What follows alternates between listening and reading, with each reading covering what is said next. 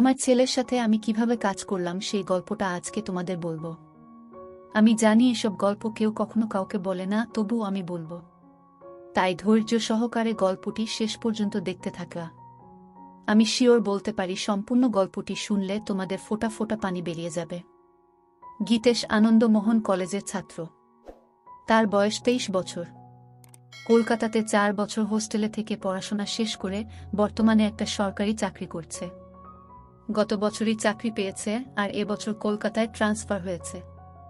মাঝে মাঝে বাড়ি আসতো আর 3-4 দিন থেকে আবার ফিরে যেত। বাড়িতে গীতেশের মা অমলা দেবী থাকে। বছর 2 আগে গীতেশের বাবা মারা গেছে স্ট্রোক করে।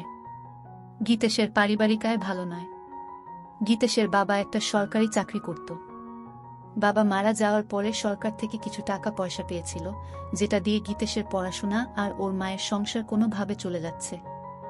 অমলা দেবীর বয়স 42 বছর এবং খুব সুন্দর দেখতে। এই বয়সেও নিজের যৌবন ধরে রেখেছে। অমলা দেবীর স্বামী মারা যাওয়ার পরে সে একাই থাকত আর মনে মনে ভাবত ছেলের কলকাতায় ট্রান্সফার হওয়ার পরে ছেলের একটা বিয়ে দিয়ে ছেলে বউকে নিয়ে সুখে শান্তিতে থাকবে। অমলার এক বান্ধবী গৌরিতা অমলার বাড়ির কিছু দূরেই থাকে। গৌরিতার স্বামী সেনাবাহিনীতে চাকুরি করা কালীন মারা যায়। গৌরিতার একটাই মেয়ে গোমতী। গৌরিতার বয়স 40 বছর আর মেয়ে গোমতীর বয়স 21 বছর, কলেজে পড়ছে। গৌরিতার আর্থিক অবস্থা অনেক ভালো, নিজেদের 2 তলা বাড়ি আছে। গৌরিতা অমলাকে বলেছে যে গীতেশের সাথে গোমতীর বিয়ে দিতে, কারণ গীতেশকে খুব পছন্দ গৌরিতার। গীতেশরা ভাড়া বাড়িতে থাকত। একটাই ঘর, রান্নাঘর আর বাথরুম। যেহেতু অমলা স্বামী মারা যাওয়ার পরে একাই থাকত, তাই কোনো অসুবিধে হয়নি, কিন্তু এবার গীতেশ ফিরে এলে একটা ঘরে কিভাবে চলবে সেটাই অমলা চিন্তা করছিল। তাই একদিন অমলা গৌরিতাকে এই কথাগুলো বলল। গৌরিতা সব শুনে বলল, অমলা তোকে তো আমি বলেছি গীতেশ কলকাতায় ট্রান্সফার হয়ে এলে এক শুভক্ষণ দেখে গীতেশ আর গোমতীর বিয়েটা দিয়ে দেব আর আমরা সবাই মিলে এই বাড়িতেই থাকব। এত বড় বাড়িতে শুধু আমরা 2জন মা মেয়ে থাকি, তোরাও এখানে চলে এলে সবাই মিলে আনন্দ করে থাকা যাবে। অমলা গৌরিতার কথা শুনে আনন্দে বলল, আমি ছেলে এলে ওর সাথে কথা বলে তোকে জানাবো। কিছুদিনের মধ্যে গীতেশ ফোন করে জানালো যে শুক্রবার সে বাড়ি আসছে। প্রায় 6 মাস পরে গীতেশ বাড়ি ফিরছে বলে সেদিন অমলা ভালো ভালো রান্না করে রেখেছিল। তারপর স্নান করে একটা ভালো শাড়ি পরে ছেলের জন্য অধীর আগ্রহে অপেক্ষা করছিল। প্রায় 11টা নাগাদ গীতেশ বাড়ির সামনে এসে দরজায় কড়া নাড়ল। অমলা দরজা খুলে দেখল 3-4টা ব্যাগ হাতে আর কাঁধে নিয়ে গীতেশ হাসি মুখে দাঁড়িয়ে আছে। ঘরে এসে ব্যাগগুলো নামিয়ে মাকে জড়িয়ে ধরল গীতেশ। অমলাও গীতেশকে জড়িয়ে ধরে থাকল কিছুক্ষণ। তারপর ছেলের হাত থেকে নিজেকে ছাড়িয়ে অমলা বলল, অনেক বেলা হয়ে গেছে গীতেশ, যা স্নান করে নিয়ে আগে খেয়ে নে, তারপর না হয় ব্যাগগুলো থেকে সব বার করবি আর গল্প করা যাবে। গীতেশ বলল, ঠিক বলেছ মা, খিদেতে পেট জ্বলছে, আমি তাড়াতাড়ি স্নান করে আসছি, তুমি খাবার বাড়ো। এই বলে গীতেশ বাথরুমে চলে গেল। ভেতরে দেখল ওর মা ওর জন্য একটা হাফ প্যান্ট আর তোয়ালে রেখে দিয়েছে। তাই দেরি না করে ভালো করে স্নান করে গীতেশ হাফ প্যান্ট পরে খালি গায়ে বাইরে এসে দেখল মা খাবার বেড়ে মেঝেতে বসে আছে। গীতেশ মায়ের উল্টো দিকে বসে খেতে শুরু করল। খেতে খেতে মাকে দেখছিল গীতেশ আর মনে মনে ভাবল যে মাকে আগের থেকে যেন আরো সুন্দরী লাগছে। অমলা সেটা দেখে জিজ্ঞেস করল, কি এত দেখছিস গীতেশ? গীতেশ বলল, তোমায় দেখছি মা, তোমায় এই শাড়িতে খুব সুন্দর লাগছে। এটা কি নতুন শাড়ি? অমলা বলল, না রে, এটা পুরনো শাড়ি, তবে খুব কম পরেছি বলে এটা নতুনের মতো লাগছে। গীতেশ বলল, মা চাকরি তো আমি পেয়ে গেছি, এবার আর তোমার কোনো দুঃখ রাখব না। অমলা হেসে বলল, সে আমি জানি গীতেশ, আমি এখন অনেক নিশ্চিন্ত যে তুই এবার আমাদের 2জনের সংসার চালাতে পারবি। এই শুনে গীতেশ হেসে বলল, সে আর বলতে না, আমার সুন্দরী মাকে আমি এবার থেকে সুখে রাখব। গীতেশের কথা শুনে অমলাও হেসে উঠল। এইভাবে কথা বলতে বলতে 2জনে খাওয়া শেষ করল। অমলা থালা বাসন নিয়ে রান্নাঘরে ধোয়ার জন্য চলে গেল। গীতেশ হাত মুখ ধুয়ে ঘরে এসে ব্যাগ থেকে জিনিসপত্র বার করতে শুরু করল। একবার রান্নাঘরের দিকে তাকিয়ে ব্যাগ থেকে 2টা বাংলা গল্পের বই তাড়াতাড়ি বের করে নিয়ে নিজের বইয়ের তাকে লুকিয়ে রাখল। কিছুক্ষণ পরে অমলা ঘরে এসে বিছানায় বসল। অমলা ছেলের সব জামা প্যান্ট একদিকে সরিয়ে রাখতে রাখতে বলল, তোর সব জামা তো পুরনো হয়ে গেছে, এবার কিছু নতুন কিনে নিস। গীতেশ বলল, ঠিক আছে মা, এই মাসের স্যালারি পেয়ে তোমার আর আমার জন্য নতুন কাপড় কিনব। তারপর গীতেশ সব জিনিস বিছানা থেকে সরিয়ে অমলার মুখোমুখি বসে গল্প করতে শুরু করল। অমলা বলল, গীতেশ, এখন তোর কিরকম লাগছে? পড়াশোনা করে চাকরি করছিস, এবার কলকাতায় ট্রান্সফার হয়ে গেল। গীতেশ বলল, সেরকম কিছু না, কিন্তু এবার থেকে তোমার সাথে থাকতে পারবো, এই জন্য আমি খুব খুশি। এই বলে মায়ের কোলে মাথা রেখে শুয়ে পড়ল। অমলা ছেলের কথা শুনে খুব খুশি হল আর গীতেশের মাথায় হাত বুলিয়ে দিতে লাগল। গীতেশ শুয়ে শুয়ে অমলাকে দেখছিল আর মনে মনে ভাবছিল মাকে সত্যি খুব সুন্দর দেখতে। এইভাবে কিছুক্ষণ থাকার পরে অমলা হেসে বলল, গীতেশ, এবার গৌরিতার সাথে কথা বলতে হবে তোর বিয়ের জন্য। গীতেশ তখন মায়ের কোল থেকে মাথা সরিয়ে উঠে বসে বসে মায়ের দুই কাঁধে দু হাত রেখে বলল, না মা, এখন নয়। এখন শুধু আমার সুন্দরী মাকে সুখী করার সময়, বউকে নয়। অমলা হেসে বলল, আমি তো ভালোই আছি, এবার তোর একটা বউ এসে গেলে আমার অসুবিধা হবে আর তোর অসুবিধা হবে। গীতেশ নিজের মুখটা অমলার মুখের কাছে এনে বলল, আমাদের কি সুবিধা হবে মা, বউ এলে? অমলা বলল, আমার একটা গল্প করার সাথী হবে আর তোর চির জীবনের সাথী হবে। আর সত্যি বলছি, গোমতী খুব সুন্দরী আর ভালো মেয়ে, তোকে খুব সুখে রাখবে। গীতেশ অমলাকে বলল, আমি তোমায় সুখে রাখব, তাই তোমার আর কিছু লাগবে না। অমলা গীতেশের কথা শুনে একটু চমকে উঠে বলল, ঠিক আছে, এবার তুই একটু রেস্ট নিয়ে নে, আমি একটু বেরোচ্ছি, একবারে বাজার করে ফিরব। এই বলে অমলা উঠে দাঁড়িয়ে নিজের শাড়িটা ঠিক করতে লাগল। গীতেশ ও উঠে দাঁড়িয়ে মাকে দেখতে লাগল। কিছুক্ষণ পরে অমলা বাড়ি থেকে বেরিয়ে যেতেই গীতেশ দরজা বন্ধ করে ঘরে এসে নিজের আরেকটা ব্যাগ খুলে মায়ের একটা ছোট জামা দেখে নাক দিয়ে গন্ধ নিতে থাকল। গীতেশ হোস্টেলে থাকাকালীন বন্ধুদের পাল্লায় পড়ে এসব বই পড়া শুরু করেছিল। সব সম্পর্কের মধ্যে মা ছেলে নিয়ে এগুলো পড়তে বেশি ভালোবাসত। সেই জন্য 6 মাস আগে যখন বাড়ি এসেছিল তখন মায়ের একটা ছোট জামা লুকিয়ে নিজের সাথে নিয়ে গিয়েছিল। তারপর থেকে হোস্টেলে গীতেশ বই পড়তে পড়তে মায়ের ছোট জামা জড়িয়ে ধরে নিজেকে শান্ত করত। যেহেতু খুব ক্লান্ত ছিল তাই মাকে চিন্তা করতে করতে কিছুক্ষণের জন্য ঘুমিয়ে পড়ল। তারপর কিছুক্ষণ পরে বাথরুম এগিয়ে পেচ্ছাপ করতে গিয়ে দেখল বাথরুমে মায়ের একটা ছোট জামা ঝোলানো আছে। অমলা তাড়াহুড়োয় সেটা সরিয়ে রাখতে ভুলে গিয়েছিল। গীতেশ পেচ্ছাপ করে ওটা নিজের নাকে শুকে বুঝল এটা মায়ের ব্যবহার করা। সেটা অমলা ধুতে ভুলে গেছে। গীতেশ অনেকক্ষণ সেইটা নাকে নিয়ে গন্ধ শুকতে লাগল। গীতেশ নিজেকে আর কন্ট্রোল করতে না পেরে নিজের কাজ করতে লেগে গেল। প্রায় 15 মিনিট ধরে চলল সেই কাজ। তারপর সেটা যেখানে ছিল সেখানে রেখে নিজেকে পরিষ্কার করে ঘরে এলো। মনে মনে অপরাধ বোধ হচ্ছিল নিজের মাকে নিয়ে এরকম ভাবতে, কিন্তু ও এটাও বুঝতে পারল আজকে সব থেকে বেশি তৃপ্তি পেয়েছে। কিছুক্ষণ পরে গীতেশের পাপবোধ পরিবর্তন হল আর ভাবতে লাগল কিভাবে মাকে আরও কাছে পাওয়া যায়। এইসব ভাবতে ভাবতে সন্ধে হয়ে গেল আর ঠিক তখন দরজায় আওয়াজ হল। গীতেশ দরজা খুলে দেখল অমলা দাঁড়িয়ে আছে, দু হাতে দুটো বাজারের ব্যাগ নিয়ে। গীতের সঙ্গে সোজা মায়ের হাত থেকে ব্যাগ দুটো নিয়ে রান্নাঘরে রেখে এক গ্লাস জল নিয়ে অমলাকে দিল। অমলা বিছানায় বসে জলটা খেয়ে জিজ্ঞেস করল, সারা দুপুর আর বিকেল কি করলি গীতেশ? একটু ঘুমিয়েছিলিস তো? হ্যাঁ মা, অল্প ঘুমিয়েছিলাম। ভালো করেছিস, আমি একটু ফ্রেশ হয়ে তোকে চা করে দিচ্ছি, তোর জন্য কাটলেট ও এনেছি। এই বলে অমলা তোয়ালে নিয়ে বাথরুম এ চলে গেল। গীতেশ তখন মাকে সারপ্রাইজ দিবে বলে নিজে রান্নাঘরে গিয়ে চা বানাতে শুরু করল। আর বাজারের ব্যাগ থেকে সবকিছু রান্নাঘরে যথাস্থানে রেখে কাটলেট দুটো একটা ডিশে রাখল। বাথরুমের ভেতর থেকে মায়ের গোসল করার শব্দ শুনতে শুনতে গীতেশ চা বানাচ্ছিল। এদিকে গোসল করতে করতে অমলা হঠাৎ দেখে তার ছোট কাপড়টা দড়িতে ঝুলছে। সঙ্গে সঙ্গে চমকে গেল আর মনে মনে ভাবল, সব কিছু ঠিক জায়গায় রেখে আসল জিনিসটাই বাথরুমে ফেলে গিয়েছিল। গীতেশ যে কি ভেবেছে কে জানে। নিজেকেই কিছুক্ষণ গালাগালি দিয়ে গোসল করে তোয়ালেটা দিয়ে নিজেকে জড়িয়ে অমলা বাথরুম থেকে ঘরে এসে দেখল গীতেশ একটা ট্রে 2 কাপ চা আর কাটলেট সাজিয়ে বসে আছে। অমলা হেসে বলল, বাহ, একবার চা বানিয়ে মায়ের জন্য অপেক্ষা করছিস, খুব ভালো। বউকে তুই খুব সুখে রাখবি। এখন তো মাকে সুখী করি, তারপর অন্য কেউ। অমলা আলমারি থেকে একটা শাড়ি নিয়ে গীতেশকে বলল, আমি দরজাটা ভেজিয়ে দিয়ে রান্নাঘরে শাড়িটা পরে আসছি। গীতেশ এগিয়ে গিয়ে অমলার হাত ধরে বলল, তুমি এই ঘরে চেঞ্জ করে নাও, আমি রান্নাঘরে যাচ্ছি, তোমার হয়ে গেলে আমায় ডেকে নিও। এই বলে গীতেশ ঘরের দরজাটা ভেজিয়ে দিয়ে বাইরে অপেক্ষা করতে লাগল। ছেলের ব্যবহারে অমলা খুব খুশি হয়ে ঘরেই ড্রেস চেঞ্জ করতে লাগল। গীতেশ দরজাটায় একটু ফাঁকা রেখে ভেজিয়ে রেখেছিল, যাতে সেই ফাঁক দিয়ে ঘরের ভেতরটা দেখা যায়। গীতেশ দরজার ফাঁক থেকে চোখ রাখতেই ঘরের ভেতরের দৃশ্য দেখে অবাক হয়ে যায়। এদিকে অমলা ততক্ষণে শাড়িটাও পরে নিয়ে গীতেশকে ডাকল ঘরের ভেতরে আসার জন্য। গীতেশ মায়ের ডাক শুনে একটু চমকে গিয়ে ঘরের ভেতরে এলো এবং হঠাৎ খেয়াল করল ওটা শক্ত হয়ে দাঁড়িয়ে আছে। কোনোক্রমে এক হাত দিয়ে সামাল দিয়ে বিছানাতে বসল। অমলা তখন আয়নার সামনে দাঁড়িয়ে চুল আঁচড়াচ্ছিল, তাই ছেলের দিকে খেয়াল করেনি।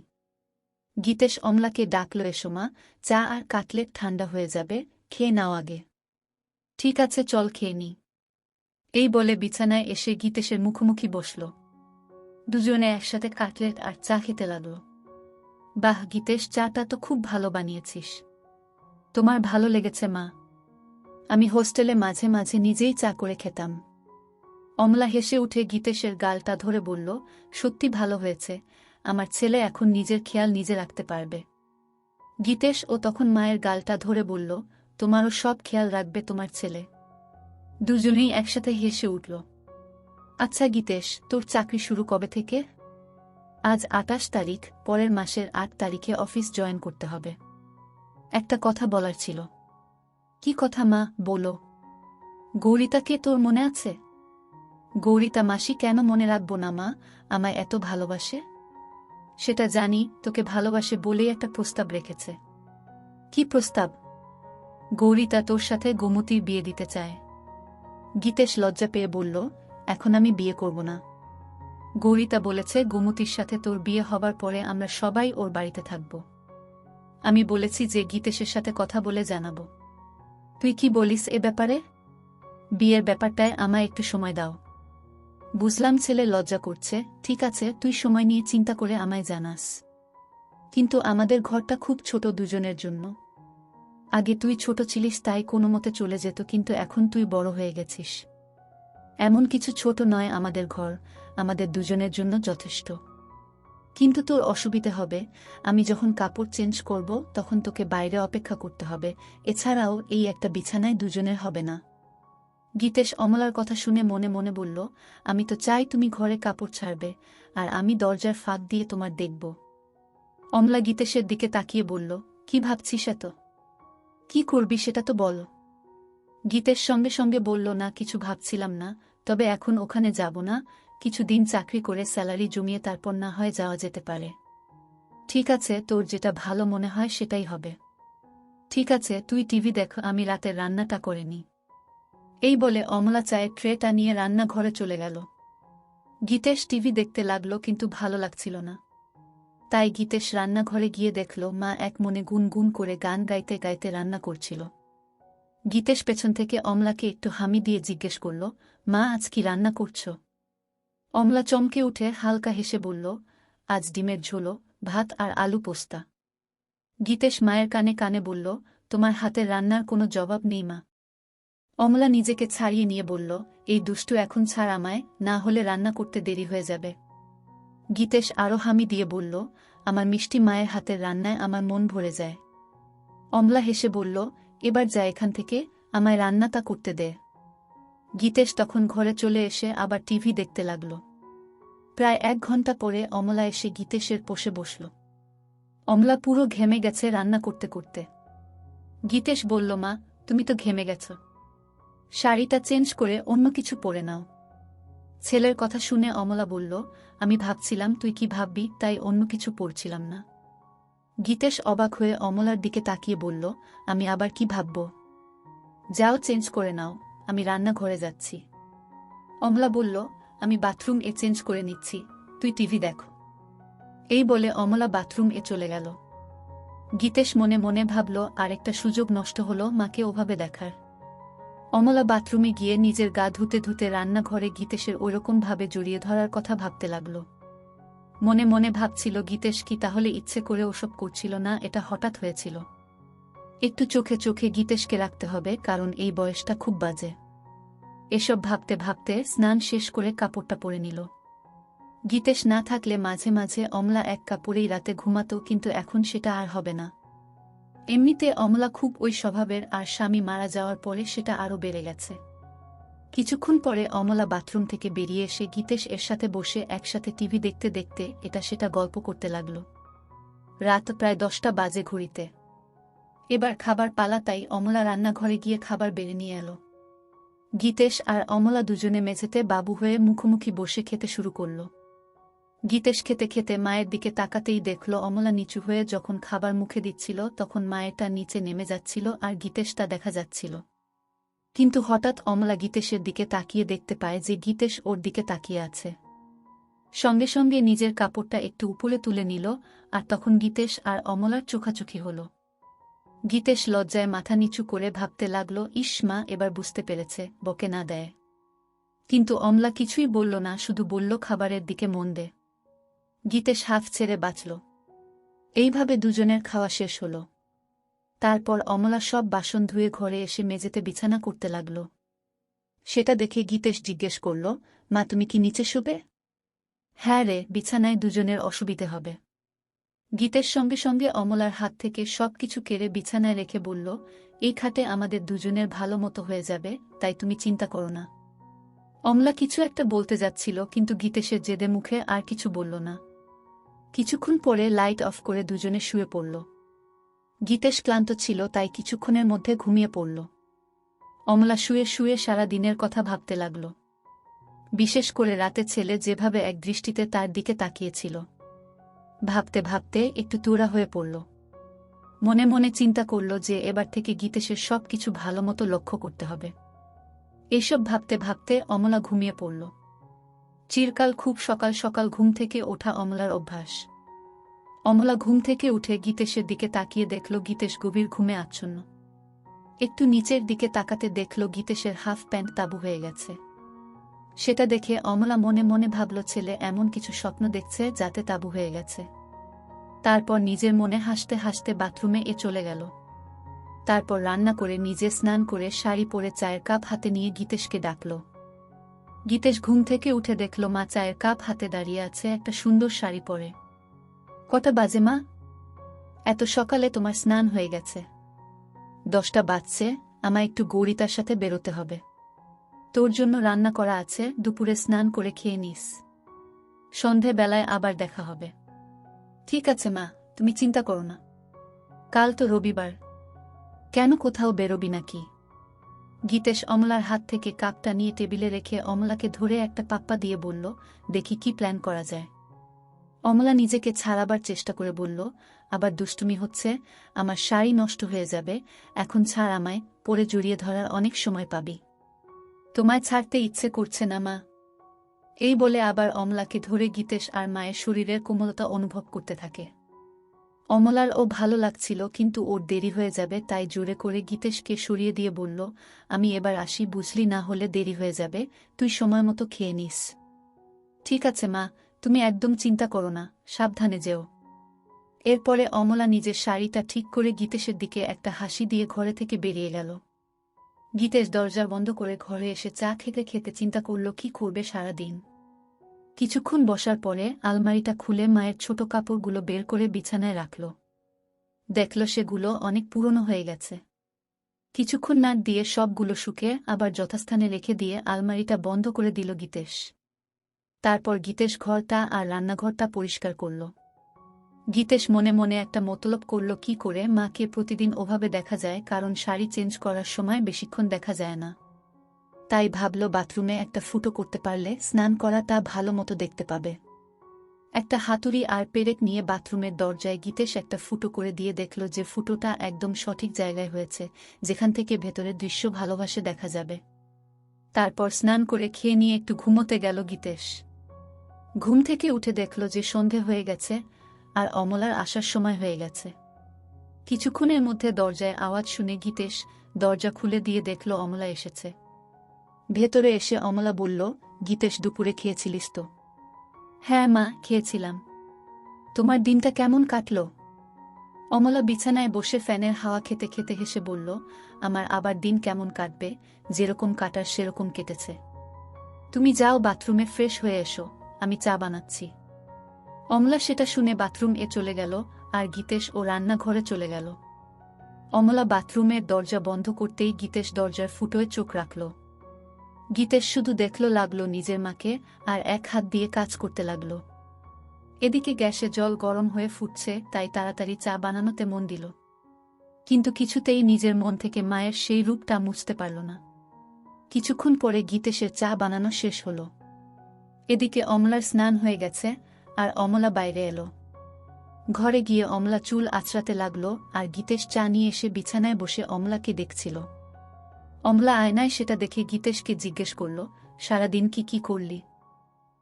রান্নাঘর পরিষ্কার করলাম।